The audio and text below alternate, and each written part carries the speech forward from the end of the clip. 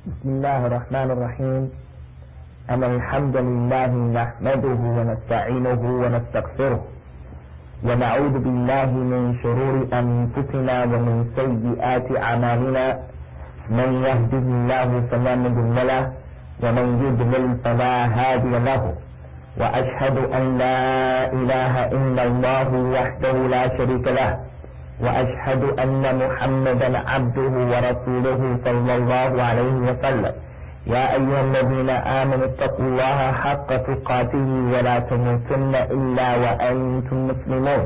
يا أيها الناس اتقوا ربكم الذي خلقكم من نفس واحدة وخلق منها زوجها وبث منهما رجالا كثيرا ونساء واتقوا الله الذي تساءلون به وأرحام إن الله كان عليكم رقيبا.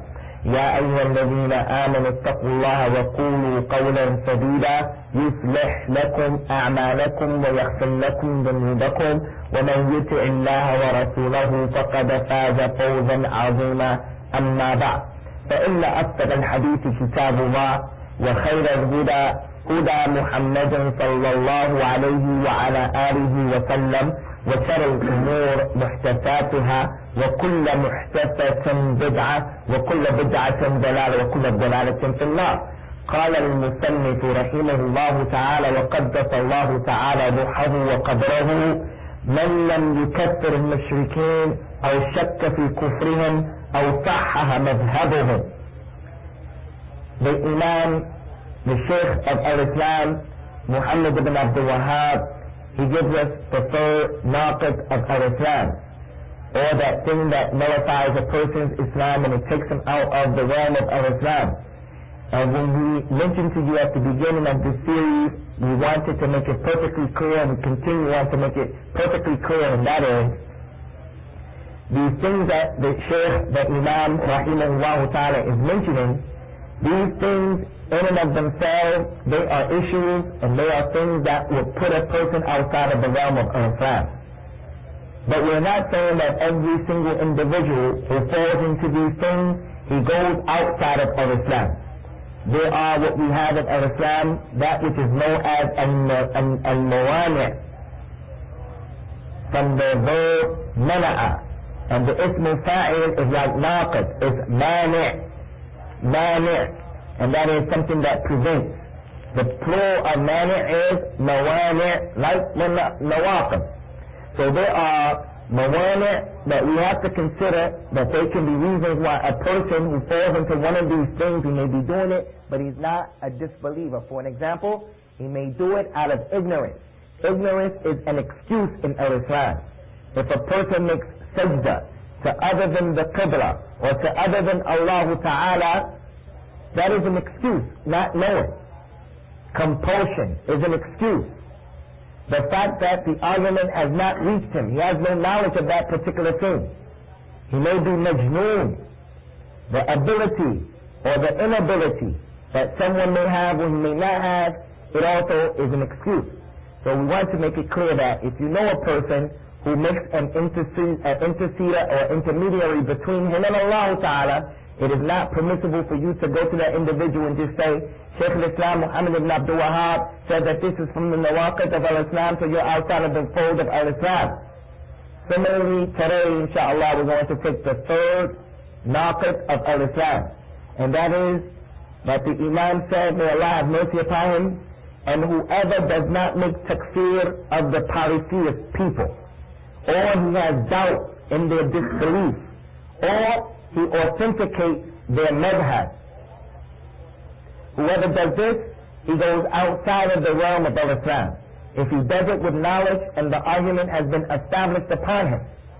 If you find a man or a woman or a group of people or a jama'ah where they do not pronounce disbelief on those people that Allah Ta'ala has pronounced disbelief upon, like the Jews, like the Christians, like the Magians, like the communists. If you find a person and he doesn't say that they are kuffar, or he has doubt concerning their disbelief, or he authenticates their madhab and what they are upon, then that is an action that takes that person out of the fold of Al-Islam, out of the realm of Al-Islam. if the argument has been presented to him and he understands the argument. Allah subhanahu wa ta'ala, ikhwan, He has established their kufr in the Qur'an, and the Prophet sallallahu alayhi wa sallam has established these people's kufr in the Sunnah, in the authentic Sunnah. And Allah ta'ala, He has ordered us to have hatred for these people and to have enmity towards these people and to be distinct and apart from these people. And the Prophet sallallahu alayhi wa sallam has exemplified that in his authentic Sunnah. And that is because of what they do.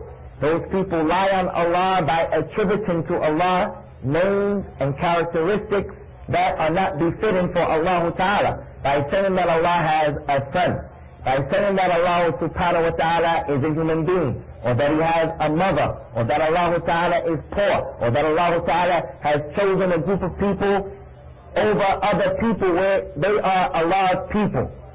The things that the Jews and the Christians say and they attribute to Allah in terms of His names, in terms of His characteristics, all of these things are reasons why we have been ordered to hate them, to have enmity towards them, to establish our bara'ah, or our being free of those people and them being free from us. So therefore, it is not permissible, ikhwan, to pass a hukum or a judgment upon a person that he is a Muslim until that person recognizes the kufr or the disbelief of the disbeliever. You cannot pass the ruling that he is a Muslim, and the Muslim being the one who is on Islam or from al-Islam. He doesn't understand what al-Islam is. And we gave you the definition of al-Islam. The definition of al-Islam is huwa al-istislam lillahi bit-tawheed والانقياد له بالطاعة. الاستسلام to Allah Tabarak wa Ta'ala with at-tawheed, and it is submitting to Allah Ta'ala by obeying Him. وَالْبَرَاءَةُ مِنَ الشِّرْكِ وَأَهْلِهِ. The meaning of al-Islam, other than the prophetic meaning, the meaning that the ulama of al-Islam have given in the past and in the present, is that the definition of al-Islam is it is to submit one's will to Allah Ta'ala with the tawheed, to submit your will to Allah, to submit yourself to the tawheed of Allah Ta'ala, that you recognize that Allah Ta'ala is the Lord of all the world, the rububiyyah of Allah Ta'ala. He is the Lord, the provider, the sustainer, the mudabbir. He is the one who is responsible for feeding you. And to submit yourself to Allah Ta'ala through His uluhiyyah, that you do not establish any worship except for Allah Ta'ala. That you make salat to Allah, you slaughter for Allah, you are afraid only from Allah, you make the tawakkul on Allah, you have the taqwa of Allah alone. That's what it means, al-istislam lillah bit-tawheed. To submit to Allah based upon this tawheed. And al-inqiyad lahu bit-ta'ah. The second point is to obey Allah according to what He has legislated. To obey Allah subhanahu wa ta'ala in that which He has legislated. Coming to the halal and staying away from the haram. Doing as much as you possibly can of what is mustahab and staying totally and completely away from what is makruh. And finally, al-bara'atu min ash-shirk wa ahlihi. And the third part of Islam is to separate yourself from a shirk and the people of shirk. So therefore, ikhwan, it is not permissible to pass the hukum of al-Islam upon a person who doesn't understand al-Islam. And one of the aspects of the definition of al-Islam that the ulama have given us is to free yourself from a shirk and the people of a shirk, polytheism. There's an authentic hadith on the authority of Sa'd ibn Tariq and Abihi radiyallahu anhu قال قال النبي صلى الله عليه وسلم من قال لا إله إلا الله وكفر بما يعبد من دون الله حرم ماله ودمه وحسابه على الله تعالى. This hadith has been collected by Imam Muslim on the authority of Sa'd ibn Tariq, who said that his father said that the Prophet ﷺ said, whoever says that there is no God worthy of worship except Allah, إِيَّاكُمْ ثُمَّ إِيَّاكُمْ أَن تَكْتَبُوا لَا إِلَهَ إِلَّا اللَّهِ, that there is no God but Allah. Do not write that there is no God but Allah.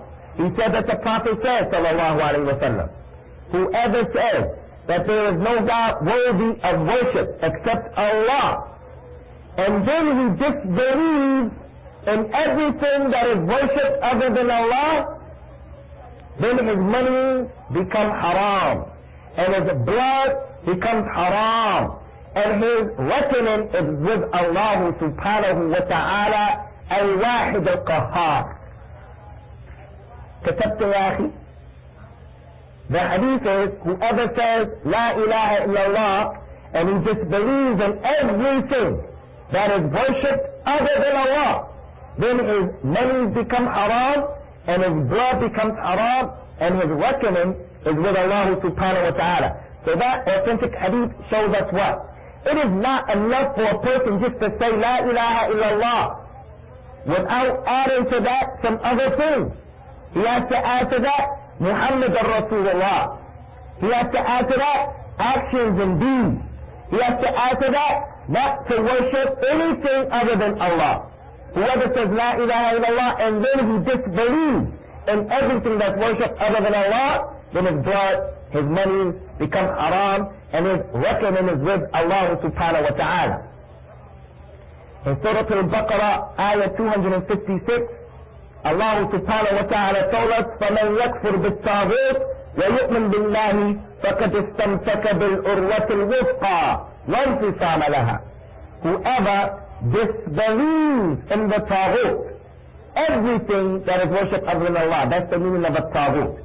Everything that is worshipped other than Allah is a taghut, with a ta, shaitan, ta. Whoever disbelieves in the taghut and then he believes in Allah, he has held on to the handhold, to the rope, to the institution that never breaks. And it is not weak. So here we find clearly that in order for a man to have the ruling of Islam, he has to come to the table with recognizing Allah as the single and the sole ilah, God to be worshipped. And on top of that, he has to disbelieve in everything else other than Allah subhanahu wa ta'ala.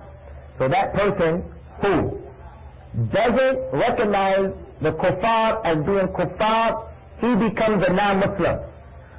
He becomes a non-Muslim because Allah ta'ala has established in the Qur'an that they're kuffar. Allah told us in Surah Al-Ma'idah. Al-Ma'idah is the tablecloth.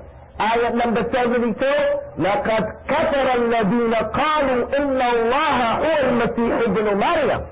Verily they have disbelieved those people who say that Allah is al-Masih ibn Maryam.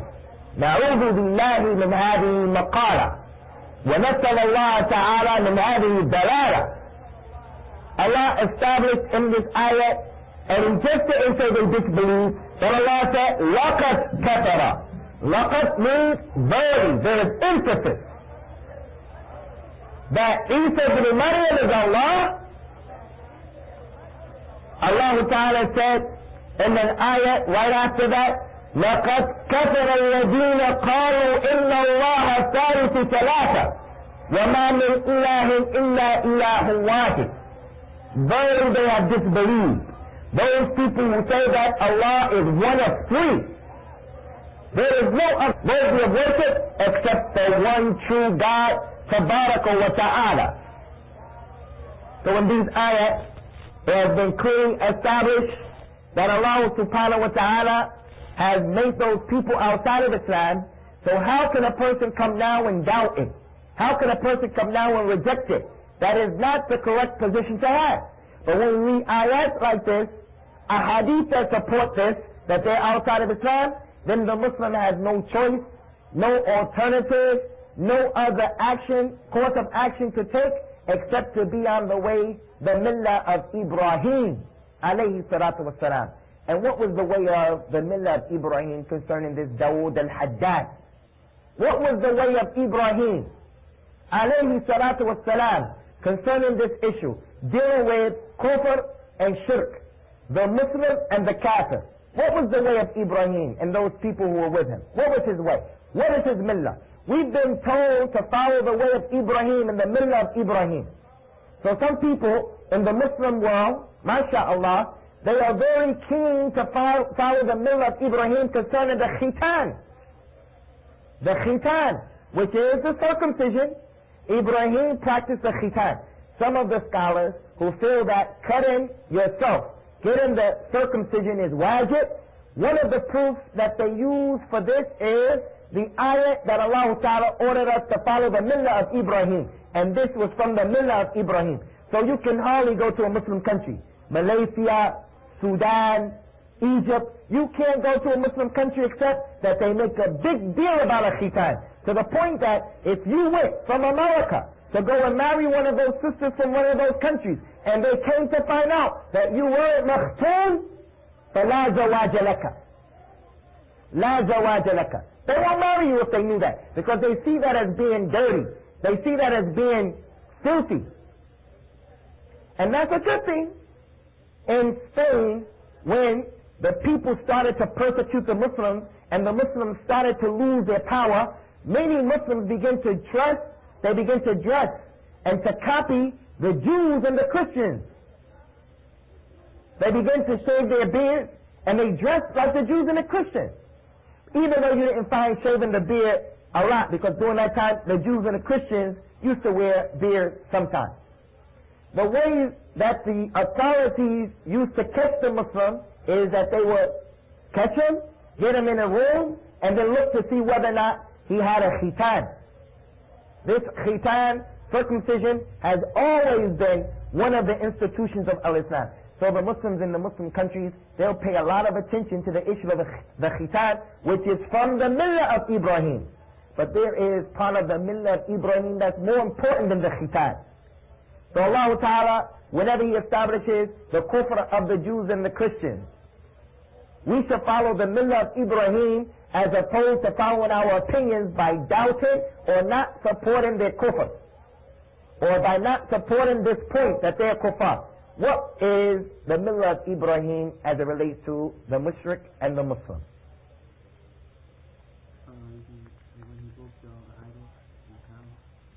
That's part of it, not in the Kaaba. When he broke the idols, Ibrahim broke the idols to destroy everything that's worshipped other than Allah Ta'ala. Anybody else want to help me? Now.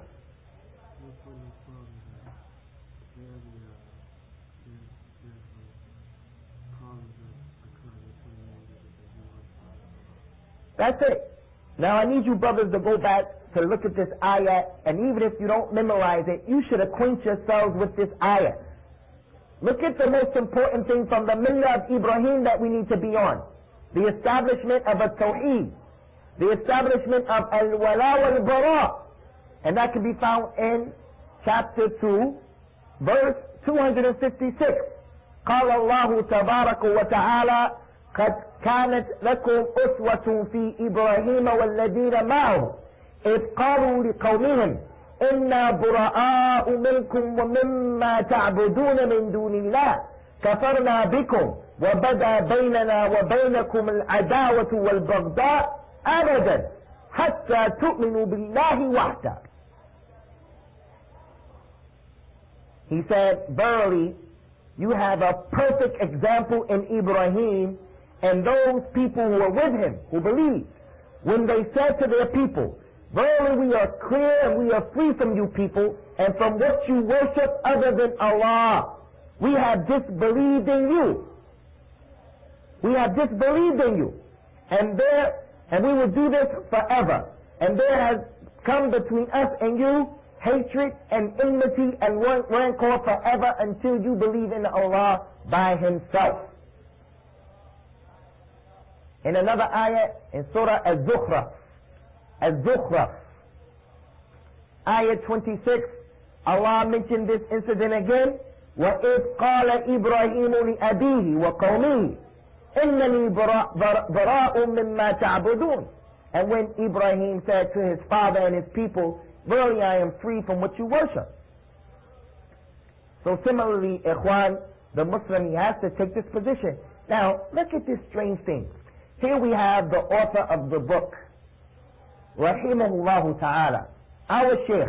He's the Shaykh of Al-Islam, one of the Mujaddid during his time, Muhammad ibn Abdul Wahhab. May Allah Ta'ala purify him and make it easy for him, his transition from the dunya to the akhirah. And Imam Muhammad ibn Abdul Wahhab, he was born in the year 1115 after the Hijrah. And he died in the year 1206. That's 200 and something years ago, after the Hijrah. Here he is writing the book telling us about the things that take you outside of Islam. And I told you, in the Muslim countries, these things are more apparent than they are here. But this third naqid of al-Islam, it is something that we find the people falling into who we see on an everyday basis. If you ever had the opportunity here in Orlando, for an example, to know about the political group that I'm not going to mention, they are about to have a parade soon, August or October 13th. They named their parade the International Muslim Festival. That was the original name of the parade, the International Muslim Festival. And they were inviting, as I told you before, some of those politicians to come, and they were inviting all of the Muslims to come, and they encouraged the Muslims to wear your dress on that day. Look like a Muslim on that day. Wherever you come from, wear your dress. Now, because the people were afraid that the kuffar wouldn't accept it, they changed it from the International Muslim Festival to the International Cultural Festival, because at the bottom of the flyer it said you will have these cultures being represented. Afghanistan and this and this and that went in alphabetical order, and the Sudan and Saudi Arabia were mentioned, so they felt if the non-Muslims were to see that, Sudan and Afghanistan, they were connected to terrorism and they wouldn't participate. Anyway, when we sat there and we told the people, okay, we're going to consider participating in it, we have to bring it to the shore, we wanted to hear what the people had to say. We find that those people, our brothers, along with some other groups who we came into Islam, like Waratuddin Muhammad's group, they have a new dawah. And the new dawah is this dialogue between Muslims and Christians. We go to the Congress, we open up their meeting for Parliament with the dua, Surah Al-Fatiha, and so forth and so on. They come to the masjid, we go to the synagogue, we all go to the church, and we have this dialogue. First of all, Islam is for dialogue with those kuffar. Allah orders us to have dialogue. ادعوا إلى سبيل ربك بالحكمة والموعظة الحسنة وجادلهم بالتي هي أحسن. Give dawah to the way of Allah with wisdom, and preach with a good preaching, and argue with them in a way that is best. Dialogue is from Islam. The ayah of the Qur'an, قل يا أهل الكتاب تعالوا إلى كلمة سواء بيننا وبينكم ألا نعبد إلا الله. Say unto them, O people of the book, come here, let us come to some agreement, let us come to some terms, let us discuss the issue and let us agree on the fact that we shouldn't worship anyone but Allah. The Qur'an and the Sunnah. بَلِّغُوا عَنِّي وَلَوْ آيَةً. Tell the people about me, even if it's one ayah, even if it's a little bit. Islam supports dialogue, but the dialogue that Allah Ta'ala is talking about, and that His Prophet Sallallahu Alaihi Wasallam showed, is not the dialogue of a tanazul, where you compromise your religion. It's not that dialogue. So now we have this interfaith brotherhood, as we hear it, this interfaith dialogue, where we are calling Jews and Christians brothers, and they call us brothers, and they're making tuqya. They really don't view us as brothers. Waratuddin Muhammad, to this very day, he says that Jews and Christians are in paradise, based upon the ayat in the Qur'an in Surah Al-Baqarah, إن الذين آمنوا والذين هادوا والنصارى والصابئين من آمن بالله واليوم الآخر وعمل صالحا. Verily those people who believe, from the believers, and the Jews and the Christians and the Magians, those people who believe in Allah on the last day and they do righteous works, لا خوف لهم أجرهم عند ربهم ولا خوف عليهم ولا هم يحزنون. They will get their reward with their Lord and they won't be afraid, nor would they be sad Yawm al-Qiyamah. He takes that ayah and says, look, Allah said the believers, the Jews and the Christians and the Magians, those who believe in Allah on His last day and they do righteous work, they'll all be in paradise. So he believes and he feels Jews and Christians are in paradise. And yet the Shaykh Muhammad ibn Abdul Wahhab is saying in the third naqid, the person who is in doubt as to their kufr, or he doesn't establish their kufr, or he authenticates their madhab, they go outside of the realm of al-Islam. Wallahi, what he said over 200 years ago is applicable today. And the strangest thing about this issue is, what do you think will happen if you went to your mother or to your aunt, who's not a Muslim, you went to the born-again Christian and you said to him, listen, I don't believe that Jesus died for me and He died in order to save me. I don't believe in that. Do you think He's going to save you from the people of paradise? What do you think He's going to say to you? He's not going to say that. That's one of the pillars of their religion, that you have to believe and you have to accept Jesus Christ as your Lord and Savior and that He died for your sins. If you don't do that, you won't have everlasting life according to them. If you come to them and you say, I recognize that we are brothers from Adam and Eve. We are biological brothers from Adam and Eve. As human beings, we share in that characteristic. But I want to be your brother, ya Catholic, ya Jew, ya Christian. I want to be your brother. But I don't accept that Jesus died for my sins. Wallahi, he's going to say, you are doomed to eternal damnation. That's what he's going to say. The Jew, the same way. If you come to the Jew and you say, I don't recognize the Torah as being the last revelation, I recognize Muhammad, he's going to say you're a disbeliever. And yet the Muslim has a religion that says to him that they have disbelieved, and the Muslim wants to insist that they are his brothers. Doesn't make sense. It doesn't make sense. So this is a point that we have to understand, and that's why I began by saying, anyone who falls into this, I'm not saying that they're outside of Islam like Warithuddin Muhammad. I'm not going to say he's outside of Islam, even though I understand the position of the brothers who have it very, very difficult. They have a very difficult time reconciling his position, being a man who knows better than the average Muslim, and yet he continues to believe and to say what he says. It's very hard not to put him outside of the realm of al-Islam. It's just that we're going to leave that obligation to people of knowledge. We're not going to take responsibility for that. May Allah subhanahu wa ta'ala make it easy. Ikhwan, there's another very important issue concerning this, and that is, in our religion, al-Islam has gone the extra yard in order to establish the distinction between the Muslim and the non-Muslim. Islam has not afforded us the luxury of sitting back and relaxing and taking a passive approach to the kufr of the kuffar. It is part and parcel of being a Muslim that you hate kufr and the statements of kufr. The heavens and the earth and the mountains are about to rent asunder as a result of the statements of the kuffar that Ar-Rahman ittakhadha walada, that Allah Ar-Rahman has taken the son. They are believers, so that's their response. Similarly, when the Muslim hears statements of kufr and actions of kufr, he should have this same feeling. Now, what did Islam do to make the distinction between us so that there will be no doubt in the mind of the Muslim? He shouldn't doubt. Establishing the kufr of the kuffar. First of all, Allah Ta'ala's Prophet Sallallahu Alaihi Wasallam has made it haram for the Muslim to inherit from the kafir, or the kafir to inherit from the Muslim. In the hadith of Usamah bin Zayd, may Allah be pleased with both of them, he said that the Prophet said, Sallallahu Alaihi Wasallam, لا يرث المسلم الكافر ولا الكافر المسلم.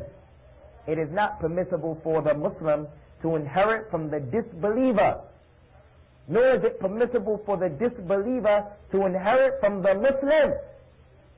Why? What's the wisdom? These people are my relatives. I don't have anything to do with their kufr. My Islam is distinct. What I'm upon is clear. I said to them a long time ago, lakum deenakum waliya deen. And they said to me the same thing. So shouldn't I be able to benefit from them by virtue of the fact that we share the same lineage and bloodline? What's the wisdom? The wisdom is, no, the line has to be established.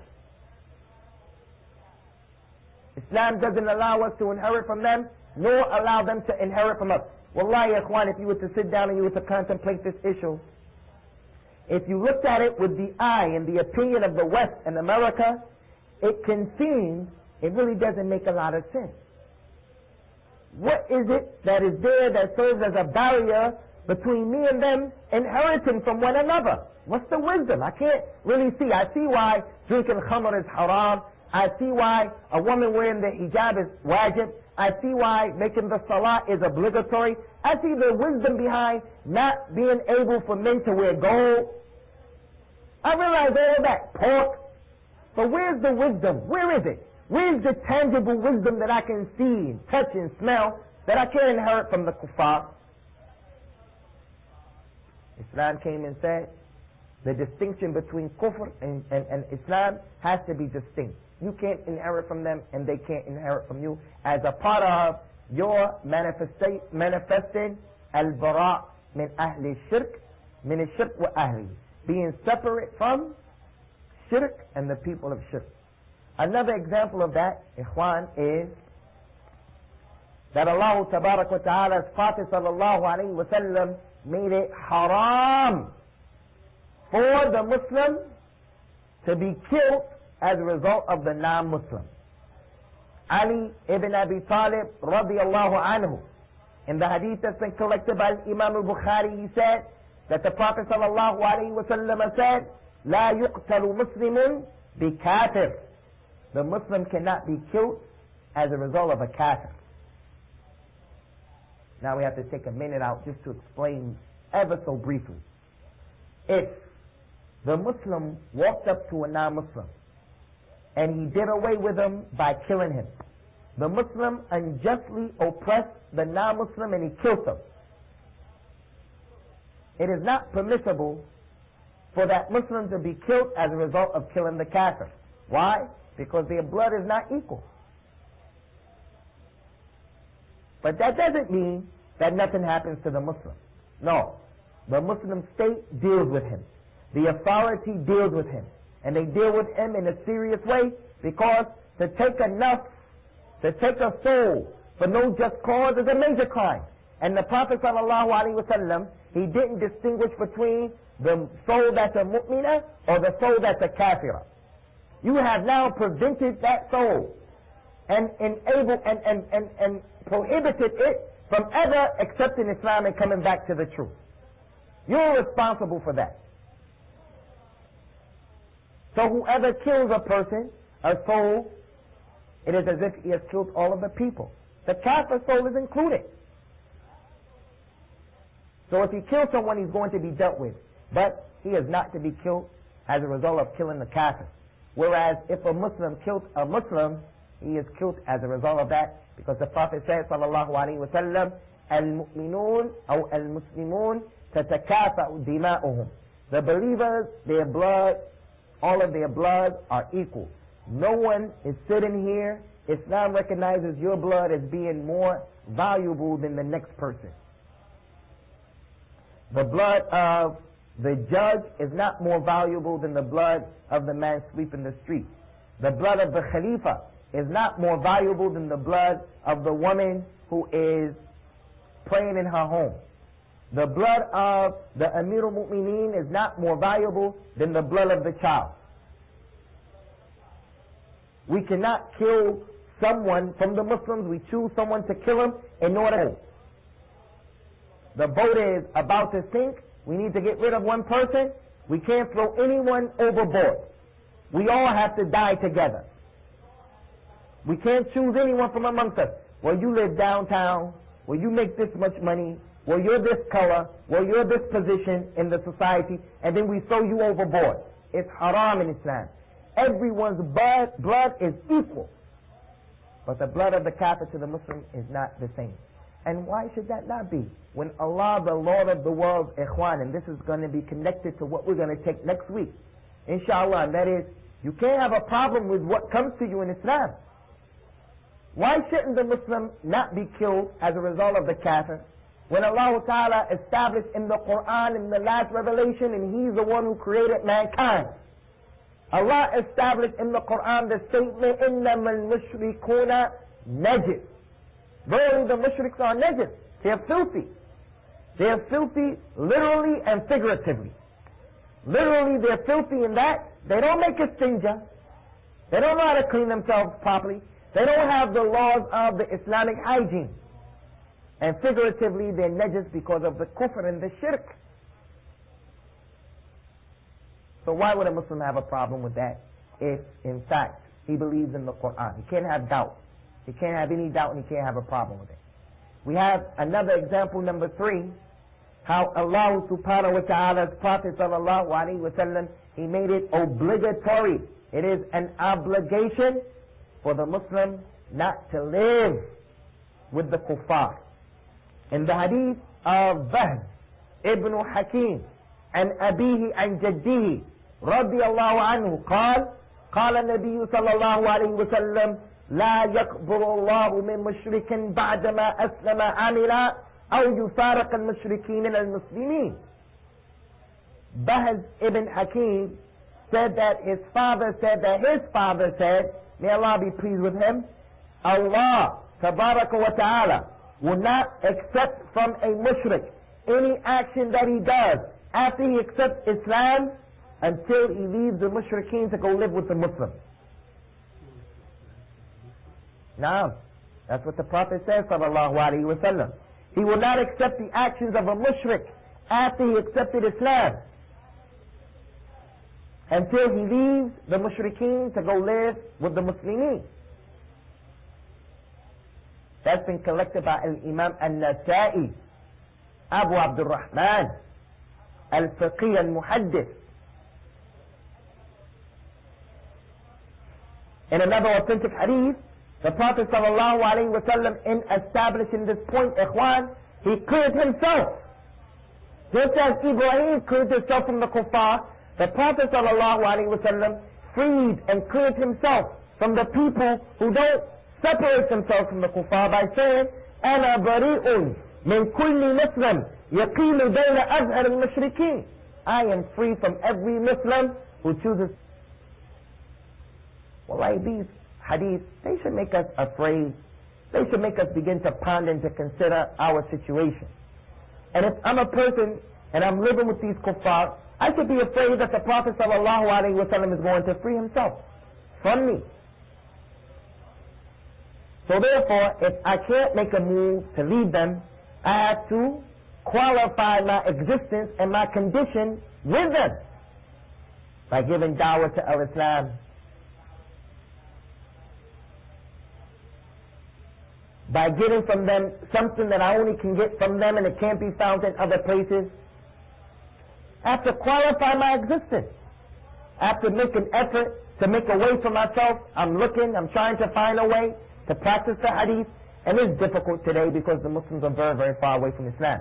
The hukam, al-zalama, al-fasaqa, those rulers of the Muslims who have allowed themselves to take the position of legislators and lawgivers, they close the doors in the faces of the people who want to make hijrah to the Muslim land. And they make it difficult, if not impossible, for you to make hijrah. So, inshallah, if that's the case, their reward is with Allah. But it doesn't negate the fact that we should read a hadith like this and make dua, oh Allah, don't allow your Prophet sallallahu alaihi wasallam to free himself and to clear himself from me yawm al-qiyamah. We should make ourselves aware of this issue.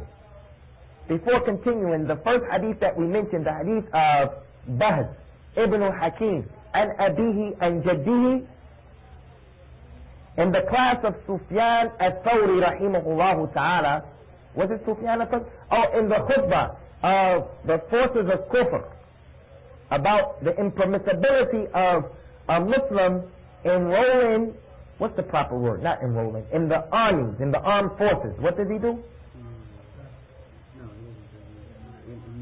To enlist in the kuffar army. They call it in Arabic tajneed, from jannada, yujannidu, tajneed, jeen, noon, dal.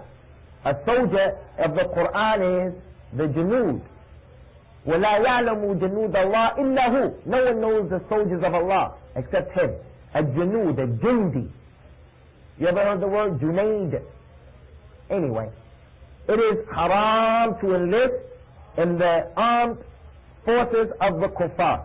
In that khutbah that we gave, we had said this hadith: Allah will not accept the actions of a mushrik after he accepts Islam until he leaves the mushrikeen for the Muslimin.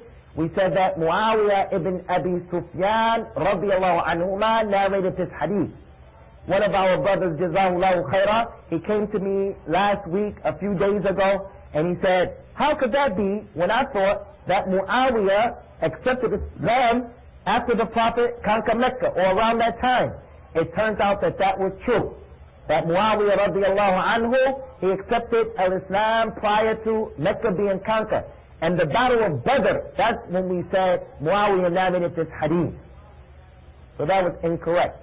The one who narrated this hadith is the great-grandfather of Bahz. This chain of narration is Bahz ibn Hakim and Abihi and Jaddihi. This hadith has a lot of kalam in it from the ulama, in that there is some weakness in some of the narrators, but it is hasan insha'Allah. It is hasan insha'Allah. It's like the hadith of Shu'ayb and Abihi and Jaddihi. Shu'ayb and Muhammad and Abihi and Jaddihi. It's similar to that hadith. There's a lot of kalam in it.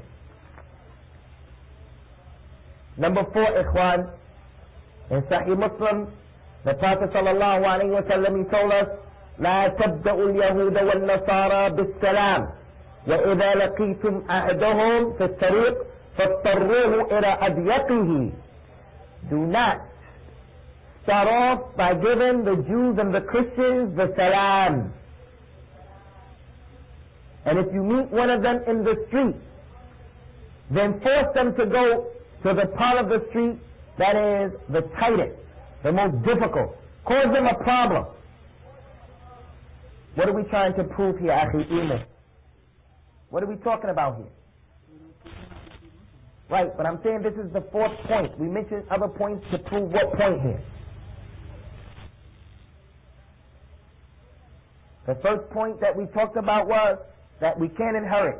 The second point is that we don't kill a Muslim for killing a kafir. The third point is Islam hasn't allowed us to remain with them and to live with them. The 4th point is Islam said don't even give them the salam. فَلَا كَرَامَ لَهُمْ. Don't respect them. So what's the point we're trying to prove with all of these? We don't believe that they're believers. Right, we don't believe that they're believers, and in trying to attain that goal and objective, Islam has legislated these 4 things that we are mentioning to cause a distinction that's clear between us and them. Don't even give them the salam. Assalamu alaikum. I'm not going to say to you, ya kafir, assalamu alaikum. Assalam, peace, tranquility, salvation, meaning from Allah, His anger, until you do what? Until you come to the religion of the truth. Ibrahim said what?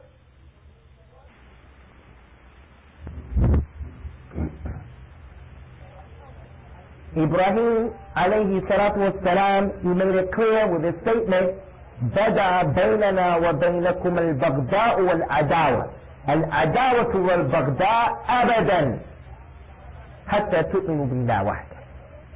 There has developed between us and you hatred, enmity. So I'm not going to give you the salams until you believe in Allah by Himself, alone. But it doesn't negate, ikhwan, again, giving them dawah, treating them in a way to try to get them to come to al-Islam, treating them in a way to show the beauty of the religion of al-Islam.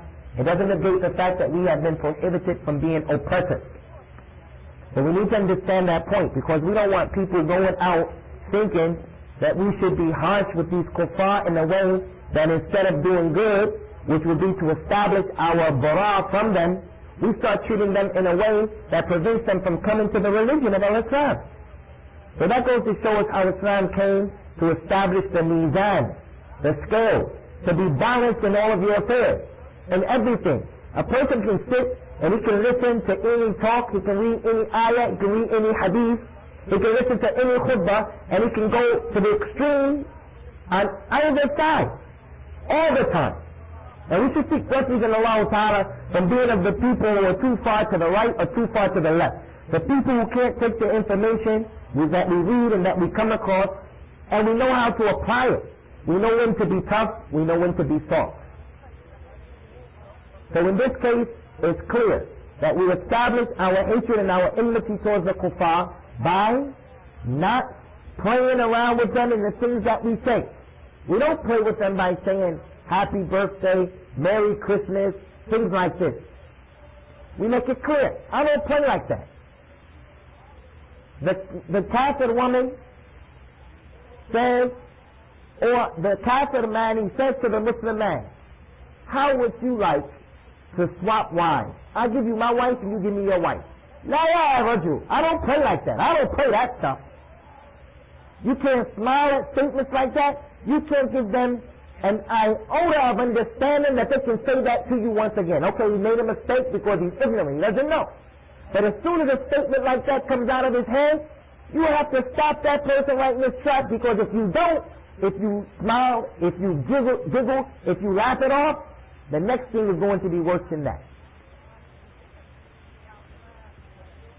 And then on the other hand, we're not so tough with them and we're not rough with them where we become a hindrance for those people to come to Al-Islam. No, the standard of the Sunnah, the standard of Islam is to be extending, to be giving, to go the extra yard, to bend over backwards in order to be a reason that people come to Islam. It's not for any other reason, for your own sake. Person comes to Islam because of you, a person comes to the da'wah because of you, so Allah Ta'ala, you'll get the reward of all of those actions and efforts that they put forth.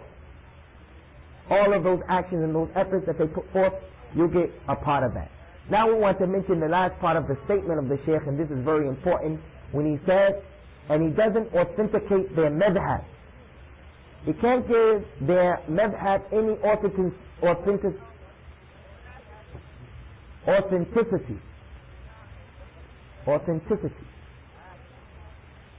His madhab here, what the Shaykh is talking about, is not the madhab of Al-Islam, Al-Hanafi, Al-Shafi'i, Al-Maliki, Al-Hanbali. He's not talking about that. He means the linguistic word of madhab. A madhab comes from the word dhahaba, to go. You say dhahaba Ahmed ila al-masjid. Ahmed went to the masjid, dhahaba. And gold is called dhahab as well, because it's always going. It's never going to remain with you. It's always going to leave you. So stop holding on to it like it's your God. Easy come, easy go. But again, ikhwan, you have to be balanced. Because gold is called dhahab, and it's always going to leave and it's always going to go. Someone hears that statement and he says, we don't have to save up for the rent. We don't have to save up for our responsibilities that we have to meet at the end of the month. Easy come, easy go.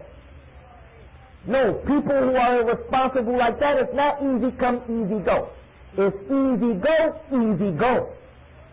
It's not going to come to you.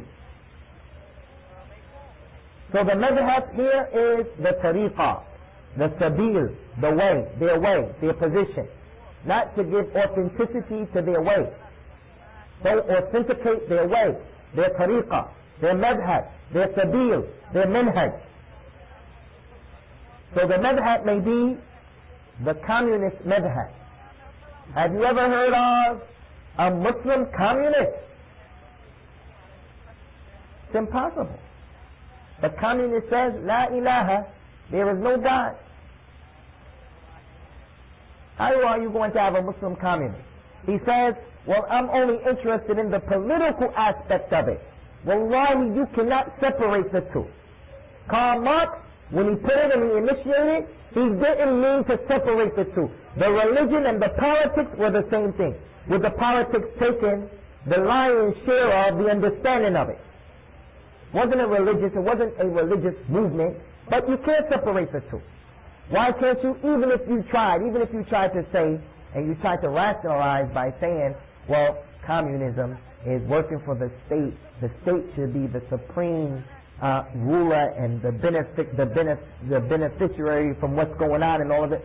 Still, it can't be separated because religiously, Islam has rejected anything other than Islam.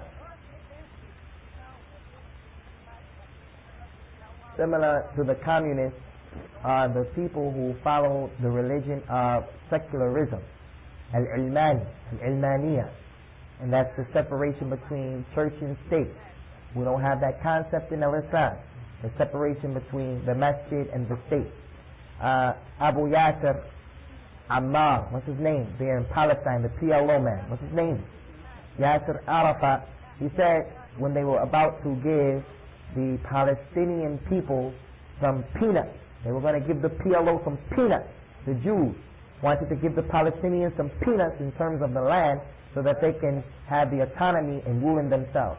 He said when we become the rulers and we get this rule, we're going to have separation between church and state. He didn't even say masjid and state. He said church and state. Whoever wants to be a Muslim can be a Muslim. Whoever wants to change his religion can be a Kafir, a Christian. Hassan al-Turabi from Sudan said the same thing.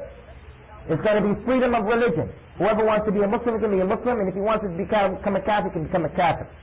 So these are the people that are controlling and running the Muslims. So it's a strange thing how we want to criticize some of those rulers, like the Arabs in the Gulf, and they deserve to be criticized for their oppression. And yet we look at these other people and say, so these are the heroes of Islam today? Wallahi, all of them are the same example. So the ilmaniya or the secularism, we cannot say that this is from Islam or it's authentic. Or socialism. There's an authentic hadith that the tribe from Yemen called Al-Ash'ari, the Ash'ari tribe. From them comes a companion, Abu Musa Al-Ash'ari. Abu Musa Al-Ash'ari was a tremendous companion. This hadith said that some of them had came from Yemen in order to accept Islam with the Prophet ﷺ and to give him the bay'ah and to be around him. So some Muslims who were already in Medina, they gave some sadaqah in the form of food. So they gave the food to Abu Musa al-Ash'ari and the leader who was with him. So instead of taking that food just for their families or for the few people who were with them, they went and split that food on all tribes. The Prophet ﷺ saw it and he was impressed with that action of brotherhood, that example of brotherhood. So he said a positive thing about the Ash'ari tribe. People take this hadith and say, this is proof of socialism in Islam. This is the belief for socialism in Islam, where it's all for one and one for all. So I'm telling you, you can take a hadith and ayat of the Qur'an to support any deviance that you want to support. The Ba'athi movement, the movement of the Iraqi leader, Qatalahullah, Saddam Hussein, Saddamahullah bil-Bala.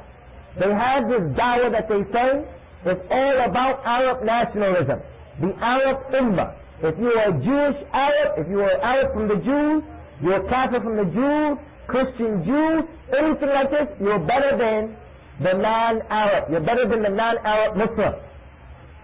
This is their dawah al-Ba'athi. You can find it in Syria, you can find it there in Iraq.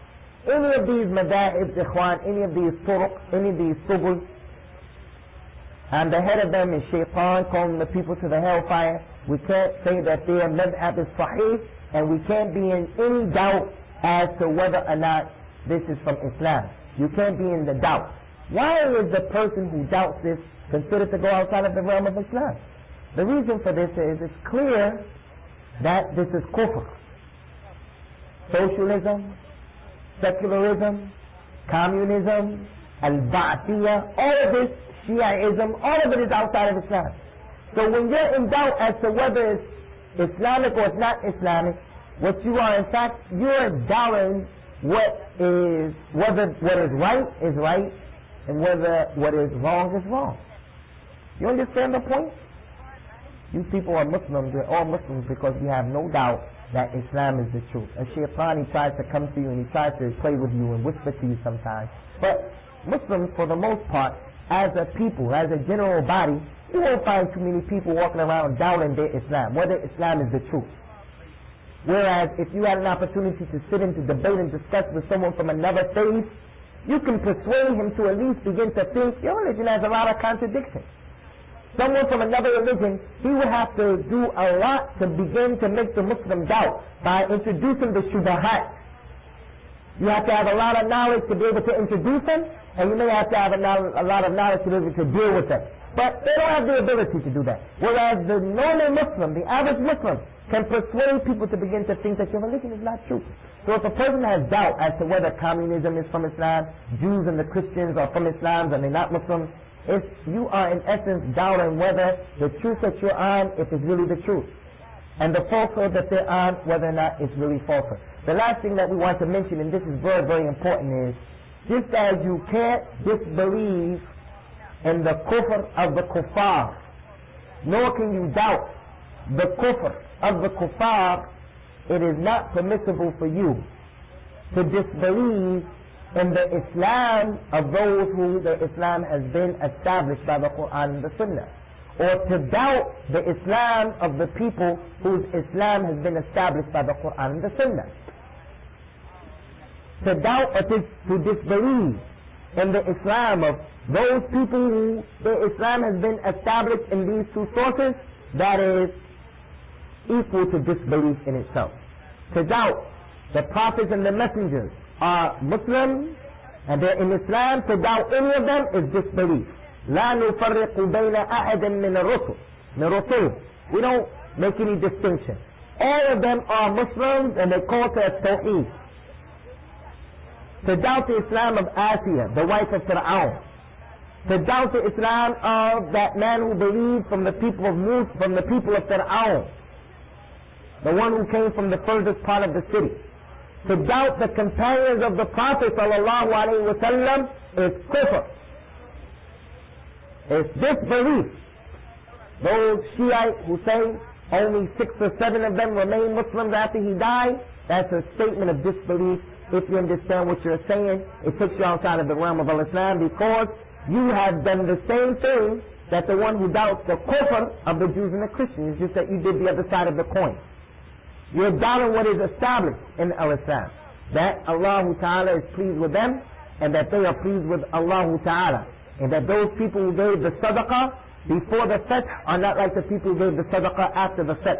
That Allah Subhanahu wa Ta'ala has established that they are in paradise, and the Prophet Sallallahu Alaihi Wasallam has established that they are in paradise and they are the best of the community, the best of the generation. So that's the third naqid. And naqid al-thalith from the nawaqid of al-Islam. And I want to reiterate again for this lesson and for the future lessons and the ones in the past, and the lessons related to this or not related. If it's related in this issue, the issue of the takfir, something may be described as disbelief, but it doesn't necessitate that every single person who falls into that thing, you are to call or to look at him as being a kafir. To kill a Muslim is kufr, but everyone who kills a Muslim is not a kafir. There were companions who killed Muslims, radiyallahu anhum. So with that, inshallah, if you brothers have any questions, I'll entertain your questions. Now, Akhi Abu Zahir. When I was in the place where I was at before I came here, the Muslims in a certain masjid used to have a picture in front of Walmart. I used to go out there, because there's nothing else to do to be Muslim. I used to go out there, and the Christians would come up and buy 6 pictures. And as they were leaving, some of the brothers would say to the Christians, after trying to get them down with anything, okay, bye, and they die, be with you. What would you say? I mean, is this the same thing about educating salam or something like that? Is it the same thing? No, inshallah, because the salam is clear. لا تبدأ اليهود والنصارى بالسلام. Don't begin by giving them the salam. Don't begin by giving them the salam. And the salam that we know is Assalamu alaikum. So some of the scholars used to say that if they give you the salams, and this is the opinion of Sheikh Nasiruddin al-Albani, if they give you the salams and you know he's a kafir, you know he's a Jew or Christian, he says to you assalamu alaikum, and it's clear what he's saying, then you can say back to him wa alaikum salam, and go one step further. Just don't you begin the salam. Another example of how we've been ordered to have distinctions between us and them is we haven't been allowed to marry them. That was one I didn't mention. We haven't been allowed to marry them anyway. But back to the salam. So this is concerning the salam that the scholars of the past, I remember it was one of the tabi'een, and I believe it was Qatada or Ta'ud or Mujahid, one of the students of Abdullah ibn Abbas, or it could have been Ibn Abbas himself, radiyallahu anhu. I don't remember which one it was. But one of those people from the past, they said that if Fir'aun was to give them the salam, then he would respond back to Fir'aun with the salam. And Sheikh Nasir, he does a nice bot in this. I did it a long time ago. I didn't agree with his position that he was saying that if you, not to oppress the Sheikh, but I remember his position was that you can give them the salams back. You don't have to say back. If they say to you, assalamu alaikum, you don't have to say back to them, wa alaikum. Wa alaikum. He was saying that you only say wa alaikum if you don't know what they're saying, because the reason why he said to say wa alaikum is that they came to him and they said, assalamu alaikum. May death be unto you. So he was saying, if they start the salams and they say something and it's clear what they said, then you can say back to them what they said, and even better than that. So, may God be with you. Have a nice day is clearly easy. Welcome. Have a nice day. Those things are easy. May God be with you. This statement, may God be with you. As a Muslim, we know that Allah subhanahu wa ta'ala is with everyone in his knowledge and his ability to hear and so forth and so on. So if his niyyah is saying, may God be with you, we would say, don't use the word God for adab. You understand? May the Creator be with you. May Allah be with you. And the niyyah is, may Allah be with you in terms of wanting for you al-hidayah, wanting for you for guidance. I don't see any prohibition of that. I don't see anything that would prevent it. It seems to come under the general statement of saying the kalima as-tayyibah, saying the good word to those people. Now, what do you do with the one who is under this umbrella of Islam, trying to get everybody under the umbrella of Islam? How do you deal with that? As for the people who are calling to the dialogue between the Christians and the Muslims, we support them in that which is true and from Islam and supported by the religion, and we step back from that which isn't true and which isn't supported by Islam, and we try to help our brothers by holding them back, by explaining to them why we can't do this. This was one of the khutbahs that we wanted to do, but you know, things come up every week. It's hard getting around to certain things, but that's something that needs to be done so the information can be out there. So we don't participate, and we give advice. We give advice. We'll go to those kuffar, whether it's the White House, whether it's the Parliament, wherever it is, to call those people to Islam, to make it clear to them what Islam is, and we'll sit down and we'll have a dialogue with the Jews and the Christians on TV or whatever. But we're not going to compromise our religion. We're not going to raise our hands when it's time to pray. The Jew usually is the one who's allowed to lead the prayer. So while he's praying and we're saying Ameen, he's starting saying the things that are against Islam. The Christian's saying, and Jesus, oh Lord, do this and that. And we can say Ameen, or we holding our hands. No, we're not going to hold our hands up for things like that. We try to be aggressive. Look, we're going to make the dua. Look, we're going to do this, we're going to do that. And we call them to Islam. But not the way the thing is going now. The way that it is right now is because ignorant people are driving, they're in the driver's seat. People don't know about their religion, Islam, are in the driver's seat as far as trying to have this dialogue with people who are not from their religion. You don't know your religion, so how are you going to know how to deal with other people based upon what they're bringing to the table? Yeah, this is what I'm saying. Even those kind of Muslims, you deal with them on what's realistic, and you stay away from what's not Islamic and what's not realistic. Mathematically, I'll ask you this question. Two parallel lines, do they ever come together and they're still called parallel lines? No, by the definition they'll never come together. By the definition they'll never come together. And I'm telling you that the Shiite doctrine can never come together with the real Islamic doctrine. That doesn't mean that a Shiite can't come to Islam. No, we have Al-Imam al-Shawkani was a Shiite. I know a brother who used to study with me. He's died since then. His name was Shamsul Haq al-Afghani. A Sheikh. He was with us studying. When Ali Hassan and Salim al-Ilali and those brothers, those Shuyukh used to come to Medina, they used to be sure to go see him. He had a book that he did for his doctor's degree called Al-Ma'turidiyya. It's the Rad on the Hanafiya, the Ma'turidiyya from Abu Mansur al-Ma'turidi. Anyway, he used to be, his people were on this thing. I studied with a brother.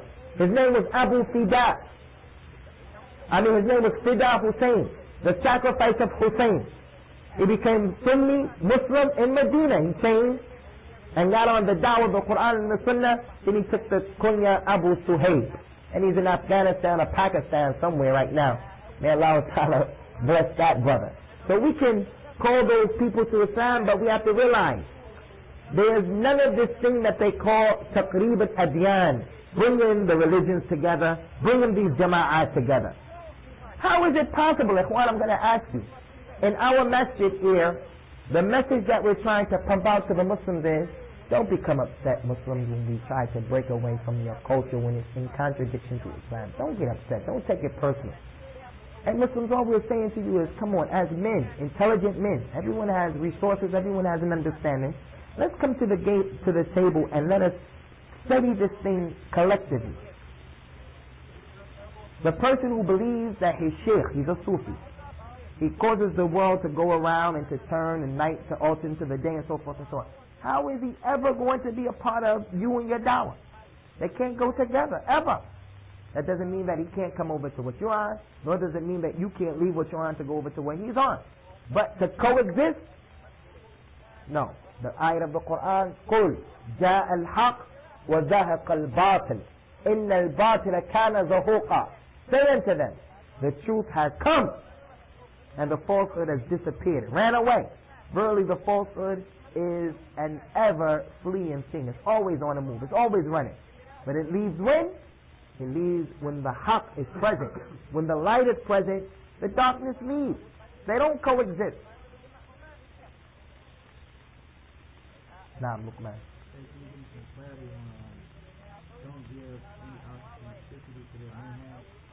Yeah, to recognize it. To say, yeah, communism, it has some nice points. One of the people from the political Muslim organization that came and invited us to partake in this festival, he said to me that I believe Al-Islam solves most of the problems of mankind. And I believe that the kuffar and what they are upon solve many of the problems of mankind, and for that reason they've developed, and he went on to talk and speak about many of the things that they've come cure for this virus, heart transplant, and he went on to mention all of those things. That's a statement of disbelief. Islam solves all of the problems. Everything that you need to know to live, Islam has the answer. Everything. Everything. And to recognize their way as being the answer to the problems, no. They're using the Islamic institutions that we blame the Muslims, not them. We blame the Muslims for getting away from it. They utilize it. Allah gives His bounties to whoever He chooses. So you can't recognize their efforts and not recognize Islam. No, Islam. They are taking the sunnahs that Allah put into effect. Get up and work, be early, the early bird catches the worm and all of that, and they reap the benefits. The Muslim wants to be lazy. Easy come, easy go. I could just put forth a half effort and I'm going to get blessed like, no, you're not going to get blessed like that. That's not the sunnah, that's not the standard. So that's what it means to authenticate their madhab. Communism is okay, socialism is okay. Yeah, I think democracy is a good... Look, we want a democracy in our masjid. Everybody's going to vote. Men, women, all of us. Everyone has a vote. No, everybody don't have a vote in Islam. Everyone doesn't have a vote in Islam. Let us hear your opinion. the good leader, he knows when to take the people's opinion, he knows not when. Sometimes when you take everybody's opinion, that gives you the ta'atil and the mumatila. It slows you down, it prevents progress. What job do you know where the job is run as a result of everyone voting, everyone deciding this is procedure? Oh, it doesn't make sense. Your family members, everyone has a say-so. Everyone will have a say-so. Your wife, she has a say-so what's going to be cooked today. But there's the veto process. There are people who are over. It's all that. But for the most part, it doesn't make sense. So we don't recognize democracy. There's nothing wrong with saying, hey, the judiciary system of America, it has borrowed a lot from Islam. Things that we can support. You're innocent until proven guilty as a concept. That's beautiful. That's Islamic. The onus of proof, the burden of proof is upon the claimant. You making a claim, you bring the proof. Not my job to prove I didn't do it or it's mine. You have to prove it. Or I could just jump up and say, hey, that's mine, that's my car, that's my house. Where's the proof? Those issues are supported by Islam. Now, is a Muslim going into a church making the salat in the church agreeing with this is okay with the church to be able to this is a place for worship? No, he shouldn't worship Allah Ta'ala in the church. He looks at the goals and the objectives of Al-Islam, the maqasid of the religion, and he sees those things that we mentioned. You can't marry them, you can't live with them, you can't give them the salam, you got to push them to part of the street. All of those things, right? And it's trying to show us a distinction between us and them. You can't inherit from them. So how are we going to be prevented from all of that? And then at the top of all that, the apex of your existence is your ibadah. And you're going to do it in their church? So it's narrated that when Umar radiallahu anhu went to Bayt al-Maqdis, Palestine, Jerusalem, to get the key, that the time for the salat came and he was talking, giving them dawah in the church to the leaders, to the Jews, to the Christians, and the time for salat came and he went out and he prayed outside. So we wouldn't pray in the church unless circumstances forced us to do so. You had a reason to pray in the church. I used to go to a prison in Pennsylvania and we only had access to the church, and it was a real church with, you know, the way it's set up. We had to pray in there. We had to pray in there. Now, any more questions? هذا وصلى الله وسلم على نبينا سبحانك اللهم وبحمدك واشهد ان لا اله الا انت استغفرك واتوب اليك.